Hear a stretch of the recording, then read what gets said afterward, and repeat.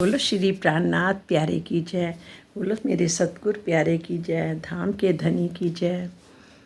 सब सुंदर साथ की जय। सब सुंदर साथ जी को मेरा कोटि कोटि प्रणाम। और हम सब रूहों के प्राण प्रिय प्रीतम श्री अनादि अक्षरातीत जो इस धरती पर उनका आवेश आया हुआ है, जानी वो प्रकट हैं और अपनी ब्रह्म सृष्टियों को लेकर आए हैं, अपनी श्यामा जी को लेकर आए हैं इस धरती पर और जीवों के ऊपर आके बैठे हुए हैं। और यहाँ पर शरीर तो सब यहीं के हैं, इसी धरती के जीवों के ही शरीर हैं जिन पर आकर बैठे हैं। ये सुंदर साथ जी अब वो अपनी पहचान करा रहे हैं इस ब्रह्मवाणी द्वारा, तारतम ज्ञान के द्वारा हम सब रूहों को जगाने के लिए। जो हम रहते तो परम धाम में हैं, हमारे मूल स्वरूप वहीं पर है, पर रूहें जो हैं यानी आत्माएं जो हैं यानी सुरताएं हैं, वो आके जीवों पर बैठी हुई है, अलग अलग जगह पर, अलग अलग स्थान में, दूर दूर सब बैठी हैं। और अब उनको इकट्ठा कर रहे हैं, उनको जगा रहे हैं, उनको अपने घर की पहचान करा रहे हैं हमारे प्रीतम इस ज्ञान के द्वारा, इस ब्रह्मवाणी के द्वारा। और कहाँ बैठे हुए हैं, जिस चबूतरे पर बैठे हैं उस चबूतरे की हमें पहचान करा रहे हैं। और ये श्री सागर जी का पहला अध्याय है, जिस मूल मिलावे में हम बैठे हुए हैं उसकी पहचान हो रही है। अभी तो कल सब थंबों का ब्यौरा आया था कि कैसे कैसे थंब है, नूरमयी थंब है, वहाँ की हर चीज़ नूरमयी है, जो जिसके एक कलर में भी अनेकों कलर छिपे हुए हैं और इतना तेजोमयी प्रकाश है। कहते हैं वहाँ के एक कण में भी इतना प्रकाश है कि यहाँ के करोड़ों सूर्य का प्रकाश उसके सामने फीका पड़ जाता है। मतलब सोचो वहाँ की धरती कैसी होगी। जो हमारा अपना घर है, हम यहाँ आकर सब भूल गए हैं, हमें कुछ भी याद नहीं है। अब वो अपनी तारतम वाणी से हमें अपनी पहचान करा रहे हैं, जिसको आज तक देवी देवता नहीं जान पाए। और शिव जी इतनी तपस्या करते रहे, सब लोगों ने तपस्या करी। और कहते हैं कि जो लक्ष्मी जी थी उन्होंने तो 7 कल्पांतर तक तपस्या करी, उसके बावजूद भी नहीं पहचान पाए।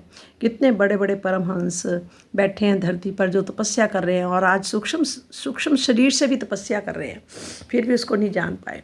जो हमें कितनी, जो ब्रह्म सृष्टियाँ हैं, जो उनको कितनी सरलता से ये सारा ज्ञान मिल रहा है, फिर भी हम उसको पर अपना उधर अपनी तरफ, हम उनकी तरफ मुख नहीं कर रहे, पीठ दे रहे हैं।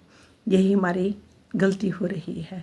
यहाँ आके भी हम पहचान करके भी हम अभी भी उनसे दूर हो रहे हैं और बार बार वाणी से जुड़ने की कोशिश भी कर रहे हैं, फिर भी जो होना चाहिए था, जो साक्षात हमें अब दिखना चाहिए, वो नहीं दिख रहा। क्यों नहीं दिख रहा? क्योंकि ये जागने का समय है। जो हम वहाँ रूहें प्रण करके आई थी परम धाम में अरे तू भूल गई तो तू याद दिला दियो, तू भूल गई तो तू याद दिला दियो। अब ये याद दिलाने का समय है और हम सबको एक दूसरे को जगाने का समय है। कोई घूम घूम के कर रहा है, किसी को जगा रहा है, कोई पूरा अच्छी तरह से ज्ञान दे रहे हैं, कोई कुछ कर रहे हैं, कोई कुछ कर रहे हैं, हर एक अपने सहूलियत के हिसाब से कर रहे हैं। और ये राज्य भी इस वाणी द्वारा, ये नहीं पता कि कौन जागेगा कौन नहीं जागेगा। शायद घर बैठे बैठे लेटे लेटे भी, सोए सोए पड़े भी हम ये वाणी सुनते रहें। कम से कम ये ब्रह्म वाणी है, ये कभी भी खाली नहीं जाएगी, इसका तीर लगेगा ही लगेगा। कहते ब्रह्म का ब्रह्म तीर जो होता है वो चलता ही चलता, ब्रह्म अस्त्र हमेशा चलता है और वो खाली नहीं जाता। उसी तरह से ये पारब्रह्म परमेश्वर के मुख से निकली हुई ये वाणी है, ये कभी खाली नहीं जाएगी और जहाँ भी जाएगी कुछ ना कुछ इसका असर होगा ही होगा। और आओ सुंदर साथ जी, हम सब रूहें बैठ के अपने प्रीतम की वाणी को सुने और वहाँ को याद करें, हम अपने घर को सुन के भी, और उसको महसूस करें, अनुभव में लाएं और इसका ध्यान करें। राजी इतने कठोर दिल तो है नहीं आपका, आप जल्दी से जल्दी हम सब रूहों को भी अच्छी तरह से जगाओगे और ये आपकी मेहर से ही होगा। कल हमने 15 चौपाई तक करा था, आज 16वीं चौपाई करते हैं। आप सुंदर साथ जी राज जी के हुक्म से ही राज जी की वाणी सुन सकते हैं। राज जी के हुक्म ही हमें सुना रहा है, राज जी का हुक्म से ही सब काम हो रहे हैं। देखो 64 थंब चबूतरा, रंग नग नेक अरस, नाम लिए ना जाए रंगों के, रंग एक पे और सरस। हे साची 64 थंबों से सुशोभित उस गोल चबूतरे की शोभा को देखिए। ये साथ जी 64 थंबों से सुशोभित उस गोल चबूतरे को देखिए। कह रहे देखो 64 थंब चबूतरा, रंग नग अनेक रस, जिसमें परम धाम के अनेकों रंगों के नग झलझला रहे हैं। वहाँ तो इतना अनंत रंग हैं कि उनके नामों का वर्णन ही नहीं हो सकता। इसके साथ ही एक और विशेषता ये है कि हरे रंग दूसरे से अधिक अच्छा लगता है। मतलब क्या, हर रंग, हरा रंग नहीं, हर रंग जो है एक दूसरे से बहुत अच्छा लगता है। परम धाम में रंगों की संख्या को सीमा में नहीं बांधा जा सकता। एक रंग को दूसरे से अच्छा कहने का भाव ये नहीं समझना चाहिए कि वहाँ के रंगों की सुंदरता में कमी है या अधिकता है। वस्तुतः ये बात अलंकारिक रूप में कही गई है कि प्रत्येक रंग दूसरे से अधिक सुंदर है, अर्थात सभी की सुंदरता समान है। वाहिदत में कम या ज़्यादा अधिक सुंदर होने का प्रश्न ही नहीं उठता। वहाँ तो वाहिदत है, हर चीज़ एक ही, सबका एक मतलब कि एक जैसा ही प्रभाव है, वहाँ पर सुंदरता है। वाहिदत में कम या अधिक सुंदर होने से प्रश्न ही नहीं उठता। सौंदर्य का वर्णन प्रायः तुलनात्मक दृष्टि से ही किया जाता है। देखा जाए तो जहाँ के हिसाब से बोला जाता है कि एक रंग दूसरे से भी सुंदर है। और सुंदर साथ जी, और हमें इस चीज़ का महसूस करना चाहिए कि वहाँ के रंग कैसे होंगे, कितने नूरमय होंगे, कितना प्रकाश होगा, कितनी किरणें उसमें से निकल रही होंगी, किरणों में से कितनी तरंगें निकल रही होंगी जो आपस में टकरा रही होंगी। और एक रंग दूसरे से टकरा रहा होगा तो उसका प्रकाश मिक्स हो जाता, फिर और नई कई रंग निकल आते हैं। सुंदर साथ जी, वहाँ की सुंदरता का इस मुख से तो कोई बखान कर ही नहीं सकता।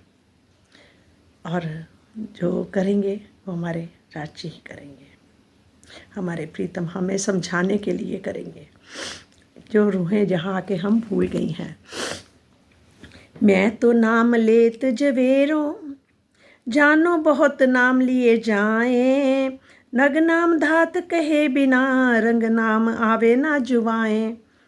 जब मैं जोहरत का नाम लेती हूँ, क्या बोला, ये कौन कह रहा है? हमारी मामती जी कह रहे हैं कि जब मैं जोहरत का नाम लेती हूँ तो ऐसा लगता है कि बहुत से जवेरों के नामों का वर्णन होना चाहिए।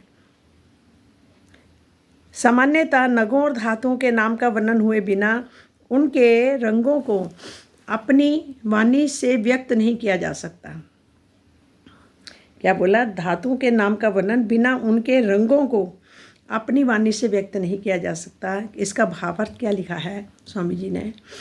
इस मायावी जगत में प्रत्येक धातु और नग का एक निश्चित रंग है। इस धरती पर कहते प्रत्येक धातु का भी और नग का एक निश्चित रंग है। जैसे पुखराज पुष्पराग का रंग पीला और माणिक्य का रंग लाल होता है। माणिक का रंग कौन सा होता है? लाल। इस आधार पर धातु का नाम लेने पर रंग का बोध हो जाता है, किंतु परम धाम की प्रत्येक धातु या नग धनी का ही स्वरूप है। वहाँ की हर एक चीज़, नग भी धनी खुद ही हैं, राजी खुद ही हैं, पारब्रह्म प्रवेशर खुद ही हैं। वहाँ एक नग भी अपने आप में पूर्ण है। और इस आधार पर धातु का नाम लेने पर रंग का बोध हो जाता है, किंतु परम धाम की प्रत्येक धातु या नग धनी का ही स्वरूप है। वह सच्चिदानंदमयी है। वो क्या है? सच्चिदानंदमयी है। उसके एक एक रंग से असंख्य रंगों का प्रकटन होता है। एक रंग से भी असंख्य रंगों का प्रकटन होता है, मतलब उसमें से असंख्य रंग की किरणें निकलती हैं। किंतु लीला रूप में समझ में आने के लिए ही इन सीमित रंगों के नामों का प्रयोग किया जाता है, क्योंकि इस धरती पे जैसा जैसा हम देखते हैं उसी के हिसाब से यहाँ वर्णन किया गया है।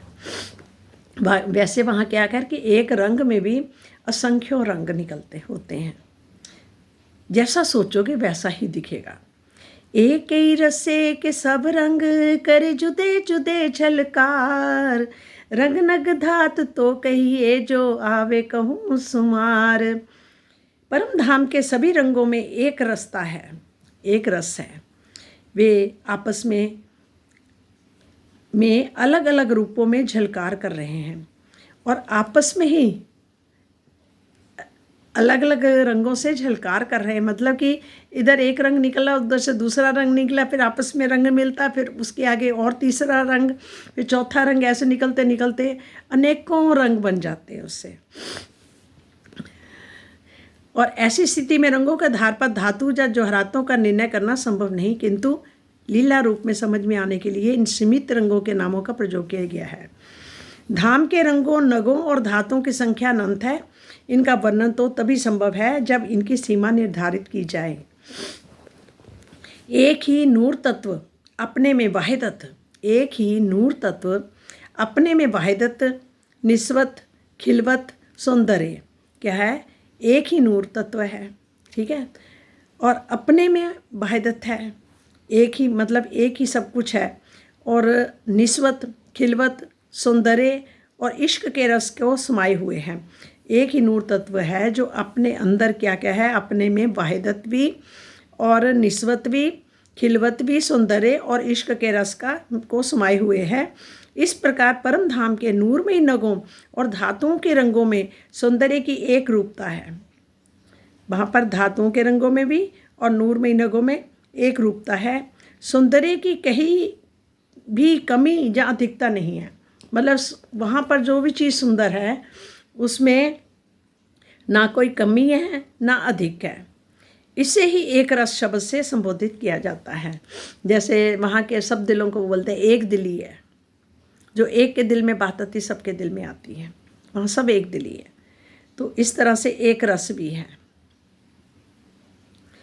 पर हृदय आवने रूहों के मैं कई विद करत बयान, ना तो क्यों कहूँ रंग नग धात किए तो खिलवत बका सुभान। किंतु ब्रह्म सृष्टियों के हृदय में वहाँ की शोभा बस जाए। ब्रह्म सृष्टियों के जो जहाँ पर इस धरती पे ब्रह्म सृष्टियों की सुरता आई हुई है, या आत्मा है ब्रह्म सृष्टियों के हृदय में, मतलब वहाँ की शोभा बस जाए कि अब हमारे अंदर ब्रह्म सृष्टियों के अंदर वहाँ की शोभा जो है परम धाम की वो बस जाए। इसलिए मैं अनेक प्रकार से कह रही हूँ, अन्यथा परम धाम के रंगों, नगों और धातुओं की शोभा का वर्णन करना कदापि संभव नहीं है। भला जी किसकी समर्थ है कि अक्षरातीत की अखंड प्रेम में लीला के स्थान का वर्णन कोई कर सके? मतलब उनकी प्रेममयी अखंड प्रेम में लीला का स्थान का कोई वर्णन भी कर सके? किसमें समर्थ है? कोई नहीं है समर्थ। किसकी? अक्षरातीत की, पारब्रह्म परमेश्वर की। परम धाम के कण कण में मात्र अक्षरातीत ही सभी रूपों में लीला कर रहे हैं। वहाँ के कण कण में मात्र कौन कर रहा है लीला? अक्षरातीत खुद ही कर रहे हैं, सभी रूपों में लीला कर रहे हैं। इस संबंध में खुलासा ग्रंथ का ये कथन बहुत ही महत्वपूर्ण है। न अरस जी में दूसरा कोई और धरावे नाम, ये लिखिया वेद कतेब में कोई नहीं खुदा बिन काहू। और खिलौने जो हक के सो दूसरा क्यों कहलाए, एक जरा कहिए तो दूसरा जो हक भी न होए इब्तदाए। इससे स्पष्ट होता है कि जब परम धाम की संपूर्ण सामग्री ही सच्चिदानंदमयी है तो वहाँ के नगों, धातुओं और रंगों की शोभा का यथार्थ वर्णन संभव नहीं है। अरस धात ना रंग नग रेशम जितने न पुराना होए, जित पैदा कछु नया नहीं, तित क्यों नाम धरे जाए सोए। परम धाम की प्रत्येक वस्तु श्री राज जी का ही स्वरूप है। वहाँ अलग अलग लौकिक धातुओं, नगों, रंगों और रेशमी वस्त्रों की उपस्थिति नहीं है।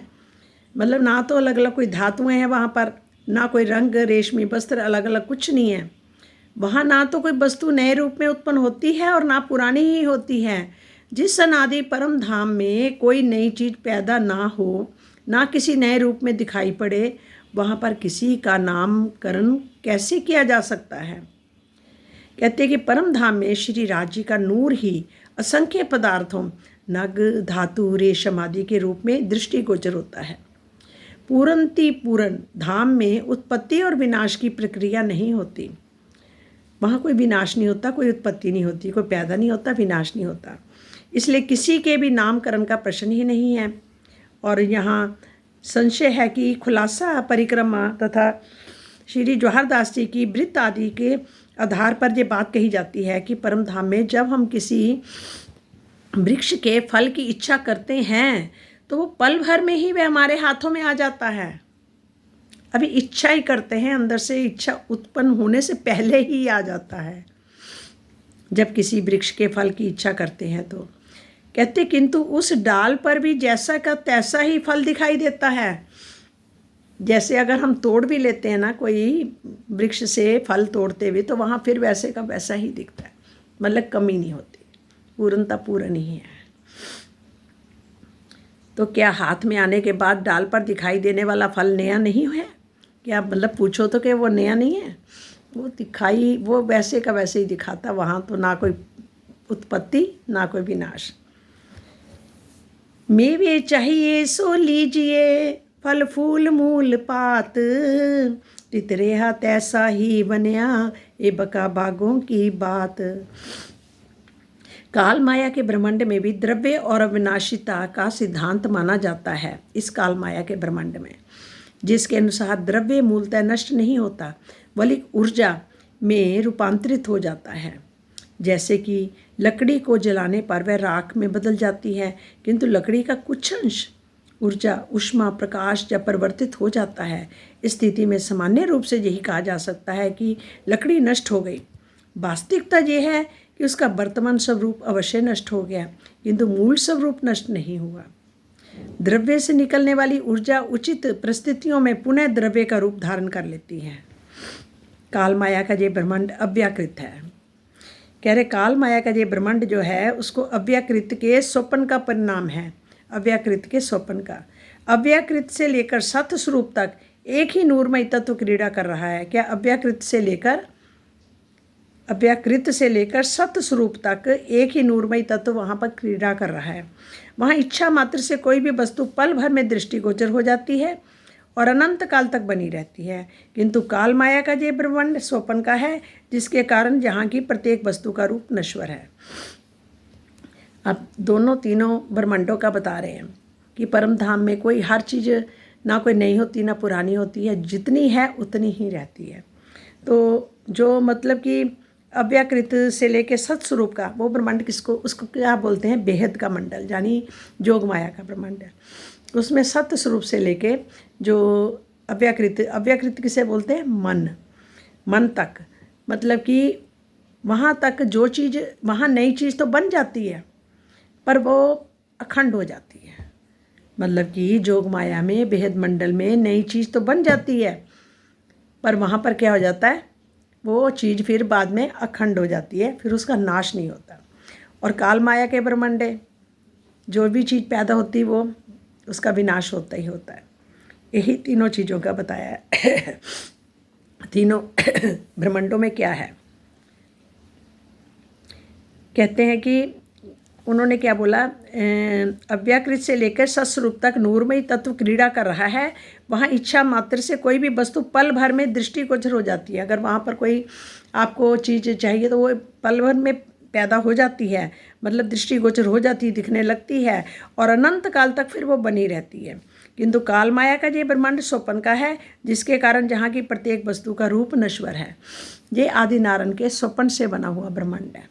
जैसे कि पुरुष सो रहा है और प्रकृति जाग रही है और उसमें उसके स्वप्न चल रहा है, ये वाला ब्रह्मांड। पुरुष का अव्याकृत जो पुरुष है, जो आदि नारायण हैं, उनका मतलब कि वो उनकी एक रात है और एक रात मतलब एक रात वो सोया हुए हैं, उसके बाद जहाँ जागेंगे ये ब्रह्मांड खत्म हो जाता है। उनके सपने के संसार हैं ये वाले सारे, जितने भी ब्रह्मांड बने हैं सब सपने के हैं,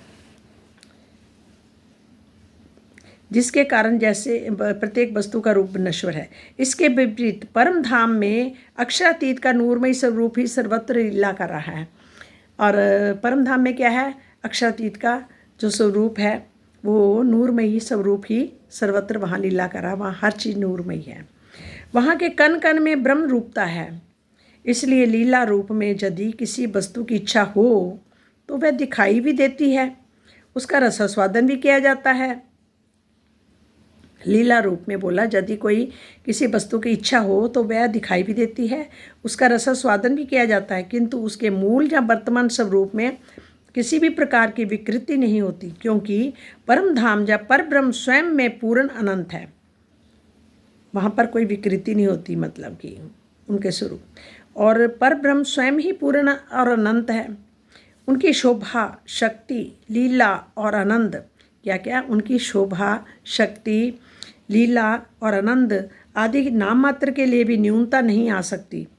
इसलिए तो धर्म ग्रंथों में बृहदारण्यकोपनिषद में कहा गया है, पूर्णमिदः पूर्णमिदं पूर्णात् पूर्णमुदच्यते पूर्णस्य पूर्णमादाय पूर्णमेवशिष्यते। अर्थात सच्चिदानंद पर ब्रह्म पूर्ण अनंत आनंद के स्वरूप हैं। उनके प्रेम, आनंद और तेज से जो संपूर्ण परम धाम भी ही वैसा ही है। उस अनंत परम धाम में यदि अनंत जोड़ा जाए या निकाला जाए तो अनंत ही बचता है।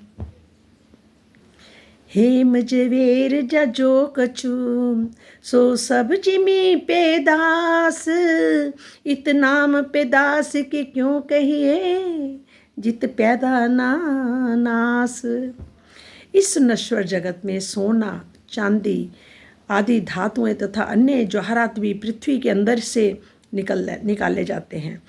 यहाँ के नश्वर जगत में जितने भी ये सारे हैं जवाहरात हैं, ये सारे पृथ्वी के अंदर से ही निकाले जाते हैं। जिस अनादि परम धाम में ना तो कोई नई वस्तु पैदा हो सकती है और ना नष्ट हो सकती है, उस परम धाम में जो अनादि है और उसमें ना कोई वस्तु पैदा होती है ना नष्ट होती है। वहाँ की वस्तुओं सोना, चांदी इत्यादि का नाम यहाँ की नश्वर वस्तुओं के आधार पर कैसे रखा जा सकता है। मतलब वहाँ की वस्तुओं का सोना, चांदी इत्यादि का नाम जो है यहाँ के नश्वर वस्तुओं के आधार पर कैसे रखा जा सकता है। अनादि परम धाम इश्क, जो अनादि परम धाम है वहाँ पर इश्क, आनंद और वहदत, एक दिली की भूमिका है। एक दिली की भूमिका है, मतलब वहाँ इश्क ही इश्क है, प्रेम ही प्रेम है, हर चीज़ में प्रेम है, आनंद है और क्या बोला है, एक दिली है, यानी वाहिदत। वाहिदत को क्या बोलते हैं, एक दिली। ऐसी अवस्था में वहाँ नाम की कोई भी आवश्यकता नहीं होती। हमारी मानवीय बुद्धि में वहाँ की शब्दातीत लीला समझ में आ सके, इसलिए ही जुगल स्वरूप सहित सभी लीला रूप पदार्थों में संबोधन के नाम का प्रयोग किया गया है।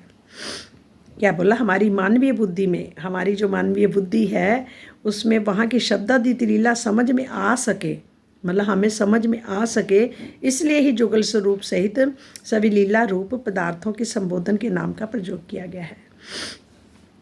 थम्बोर चीज न आवे शब्द में, कर मोमिन देखो सुहूर, अरसबानी देख विचारिए तब हृदय होए जहूर। थम्बोर चीज ना आवे शब्द में, हे साथ जी यदि आप गहन चिंतन करके देखें, गहरा चिंतन करके देखें तो ये स्पष्ट होगा कि परम धाम के नूरमय थंबों और अन्य वस्तुओं की शोभा का वर्णन शब्दों में नहीं आ सकता। वहाँ के थंबों का वर्णन भी, कोई भी चीज़ का वहाँ पर वर्णन वो शब्दों में नहीं आ सकता। यदि आप इस ब्रह्मवाणी का चिंतन मनन करें तो आपके हृदय में वहाँ की शोभा की एक झलक आ जाएगी। मतलब आप जैसे हम सुन रहे हैं, पढ़ रहे हैं, हमें सब समझा रहे हैं, और वो सारा उसका एक, जब भी हम किसी चीज़, जैसे रंग महल का नाम लिया तो रंग महल का हमारा चित्र सा हमारे सामने आ जाएगा, रसोई घर वहाँ का कैसा हमारे वो चित्र सामने आ जाएगा। जबकि स्पष्ट नहीं दिख रहे पर हमें दिख तो रहा है। जैसे कैसे, अब जहाँ हम बैठे हैं, हमारा कोई पुराना मकान है, मायके का मकान है, और अब हम बात ही करेंगे तो वो मकान हमारे सामने आ जाएगा, दिखेगा हमें, क्योंकि वो जबकि देखा हुआ है। पर जहाँ भी जो चीज़ें हमने ऐसे चाहे चित्रों से देखी चाहे कैसे भी देखी है, उसको अनुभव कर रहे हैं, तो वो चीज़ें हमें ऐसे ही महसूस होती हैं। कहते हैं कि इस चौपाई में संशय होता है कि जिस शोभा शब्दातीत कहा गया उसे अगली ही पंक्ति में अपने हृदय में बसाने की बात क्यों कही गई। पहले आ रहा था कि हे साथ जी, यदि आप गहन चिंतन करके देखें तो स्पष्ट होगा कि परम धाम के नूरमयी थंभों और अन्य वस्तुओं की शोभा का वर्णन शब्दों में नहीं आ सकता। यदि आप इस ब्रह्मवाणी का चिंतन मतलब मनन करें तो आपके हृदय में वहाँ की शोभा एक झलक आ जाएगी। ये विश्वास हमें रखना चाहिए कि आ जाएगी। वैसे तो देखा जाए तो चाहे कैसे भी है, हम लोग सुन रहे हैं, समझ रहे हैं, सब पता लग रहा है, तो हम आंखें बंद करें या खोल लें तो कह रहे वो चीज़ दिखती है। वस्तुतः परम धाम की शोभा शब्दातीत ही है। यहाँ की उपमा देकर भी निज धाम की वास्तविक शोभा का वर्णन संभव नहीं है। ये ब्रह्मवाणी धामधनी के आवेश से अवतरित है। ये ब्रह्मवाणी कैसे आई है? धामधनी के आवेश से, धामधनी के आवेश से उतरी है, ये अवतरित हुई है। और जहाँ के भावों के आधार पर गागर में सागर का भरा गया है, मतलब जैसे गागर है, गागर के अंदर सागर को भर दिया, जबकि सागर आ तो नहीं सकता ना, पर भर दिया। किंतु यदि हम उसका चिंतन मनन और चित्तवनी ध्यान करते हैं तो हमारे हृदय धाम में वहाँ की शब्दातीत शोभा अवश्य ही बस जाती है। नाम निशानित झूठ है तो भी तिन पर होत सबूत, जोत झूठी देख न सूत की अधिक है मलकूत।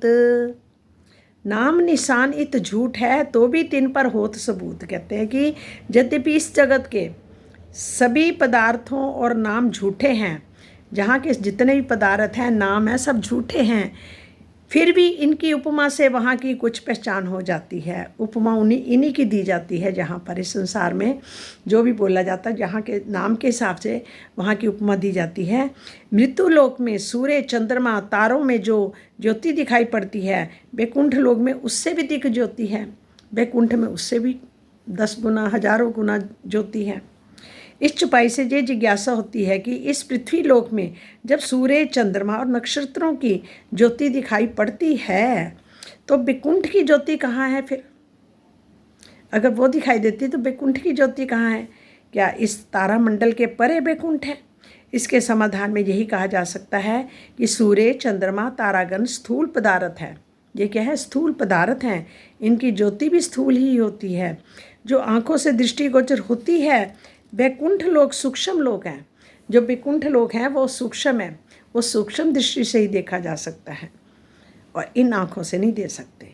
वो सब सूक्ष्म है जिसे इन भौतिक आँखों में नहीं देखा जा सकता। जिस प्रकार शरीर में मन चित्त बुद्धि अहंकार तथा जीव का अस्तित्व है, जैसे शरीर में क्या है? मन चित्त बुद्धि अहंकार तथा जीव का अस्तित्व है, किंतु उन्हें आँखों से देखना संभव नहीं है, बल्कि ध्यान समाधि की अवस्था में ही देखा जा सकता है। उनको भी देख सकते हैं अगर ध्यान समाधि लगाएं तो। उसी प्रकार वैकुंठ लोक का अस्तित्व भी तारामंडल से परे खोजना उचित नहीं है। मतलब हम सोचे तारामंडल के पीछे है, जो ऊपर है, वो जहाँ भी है पर स्थूल है, मतलब कि वो सूक्ष्म है, बल्कि सूक्ष्मता में ही खोजा जा सकता है। नासा नेशनल कह रहे कि नासा का है कि रिपोर्टर में अनुसार काल माया के इस ब्रह्मांड में लगभग 125 अरब निहारिकाएँ, कितनी? 125 अरब निहारिकाएँ यानी आकाश गंगाएँ, कितनी? 125 अरब, जिनमें असंख्य तारे हैं। इनके परे वैकुंठ की कल्पना उचित नहीं। सामान्य अवस्था में जो जीव शरीर में रहने पर जब बाहर निकलते समय आँखों से दिखाई नहीं देता, वही समाधि की अवस्था में 16 सूर्यों से भी अधिक प्रकाशमान अवस्था में दिखाई देता है। कहते वही समाधि की अवस्था में कहते 16 सूर्यों से भी अधिक प्रकाश में अवस्था में दिखाई देता है। इसी प्रकार मन, चित्त, बुद्धि आदि की चंद्रमा, सूर्य तथा विद्युत की चमक के समान प्रकाश रूप में दिखाई पड़ते हैं। इसी प्रकार जो मन, चित्त, बुद्धि आदि भी जो है हमारे, वो चंद्रमा, सूर्य तथा विद्युत की चमक के समान ही प्रकाश रूप में दिखाई पड़ते हैं। इस प्रकार वैकुंठ प्रकृति मंडल का वह सूक्ष्म लोक है। जो वैकुंठ है वो प्रकृति मंडल का वह सूक्ष्म लोक है जहाँ सूक्ष्म प्रकाश है और मात्र सूक्ष्म शरीरधारी जीव भी वहाँ रहते हैं। सूक्ष्म शरीरधारी जीव भी वहाँ रहते हैं। प्रत्येक लोक में स्थूल दृश्यों से वहाँ की तुलना नहीं की जा सकती। प्रत्येक पृथ्वी लोक के स्थूल दृश्यों में, ये पृथ्वी लोक जो है उसके स्थूल दृश्यों से जहाँ की जो चीज़ें हमें दिखाई देती है उसको स्थूल बोलते हैं। जैसे जो स्थूल शरीर है पहले, और सूक्ष्म शरीर, वहाँ पर सूक्ष्म शरीर भी वहाँ है और वो ब्रह्मांड भी वैकुंठ सूक्ष्म ही है। सो मलकूत पैदा फना पल में, कई करत खवंद जबरूत, सो रोशनी निमूना देख के पीछे देखो अरस लहूत। कहते हैं अक्षरधाम के स्वामी अक्षर ब्रह्म पल भर में ही करोड़ों वैकुंठ उत्पन्न करते हैं। सो मलकूत पैदा फना पल में, कई करत खवंद जबरूत। कहते हैं ना अक्षरधाम में, धाम के जो स्वामी हैं, अक्षरधाम के जो स्वामी कौन है? अक्षर ब्रह्म। वो जो पल भर में ही करोड़ों वैकुंठ उत्पन्न करते हैं। एक पल के अंदर करोड़ों वैकुंठ पैदा भी करते हैं और लय भी हो जाते हैं। एक पल मतलब वहाँ का एक पल होता है। और आदिनारायण की उनमें एक रात होती है जब जहाँ के ब्रह्मांड बन के और ख़त्म हो जाते हैं। और यहाँ पर देखो कितना टाइम लग जाता है और लय कर देते हैं। हे सुंदर साहब जी, आप पृथ्वी लोक तथा वैकुंठ लोक की ज्योति को देखकर, मतलब कि पृथ्वी लोक की तथा वैकुंठ लोक की ज्योति को देखकर जानकर परम धाम के अखंड नूरमय ज्योति को देखिए, समझिए। परम धाम की कह रहे अखंड नूरमय ज्योति को देखिए। सो रोशनी निमूना देख के पीछे देखो अरस लहूत। परम धाम की अखंड नूरमय ज्योति को देखिए और उसको अब समझिए। कह रहे कि इन विद सहूर जो कीजिए, कछु तब आवे रूह लज्जत, और भांत निमुना ना बने ये तो अरस जीम खिलवत। पृथ्वी वैकुंठ इन विद सुहूर्ज कीजिए, कछु तब आवे रूह लज्जत, और भांत निमुना ना बने ये तो अरस जीम खिलवत। कहते पृथ्वी वैकुंठ परम धाम की जो ज्योति की यदि आप समीक्षा सम्यक ईक्षण अर्थात देखना करते हैं तो आपकी आत्मा को परम धाम की नूरमय शोभा का थोड़ा सा स्वाद या अनुभव, आपकी आत्मा को परम धाम की नूरमय शोभा का थोड़ा सा स्वाद यानी अनुभव मिल सकता है। काल माया जोग माया से भी परे, मतलब काल माया और जोग माया, ये पहले काल माया का ब्रह्मांड है, ये मृत्यु लोक है। एक क्षर ब्रह्मांड से परे निराकार, निराकार से परे आ जाता